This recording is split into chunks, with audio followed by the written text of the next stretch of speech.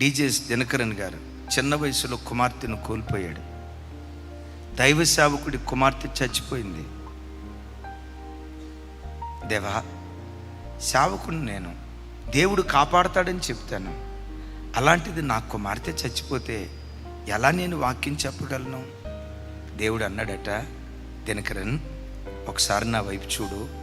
నీ కుమార్తె ఎక్కడుందో దేవుని ఒడిలో దేవదూతలతో కలిసి తెల్లటి వస్త్రాలు ధరించి దేవుణ్ణి ఆరాధిస్తూ ఉందట. దేవుణ్ణి ఆరాధిస్తూ ఉందట. మంచిదయ్యా, నా కుమార్తె పరలోకంలో ఉంది, మరి నాకు గుండె కోత ఎందుకు ఇచ్చావు? నీకులాగా చిన్న వయసులో పిల్లలను కోల్పోయిన తల్లిదండ్రులు ఎంతోమంది ఉన్నారు. వాళ్ళ కోసం మరెక్కువ భారభరితమైన హృదయంతో నువ్వు ఆడవాలని. అంతేకాదు, పిల్లలు బ్రతికుండి కూడా చచ్చిన స్థితిలో ఉన్న పిల్లలు ఉన్నారు. పేరుకు బ్రతికున్నారనే కానీ తల్లిదండ్రులకు గుండె కోత కలిగించే పిల్లలు కోకొల్లలుగా ఉన్నారు. ఆ బాధ ఎలా ఉంటుందో నీకు తెలియచేస్తే మరెక్కువ భారభరితమైన హృదయంతో ప్రార్థన చేస్తావని అందుకు నీకు ఈ గుండె కోత అనుమతించా. కలవరపడకో, పరలోకానికి వచ్చిన తర్వాత మరలా నీ కుమార్తె నువ్వు కలుసుకుంటావులే అని చెప్తే ఆ రోజు నుండి దినకరన్ గారు ఇలాంటి కుటుంబాలు ఎవరొచ్చినా దేవుని సన్నిధిలో ఆ విషయం కొరకు ప్రార్థన చేసిన కన్నీళ్ళు విడుస్తూ ప్రార్థన చేస్తూ ఉండేవాడట.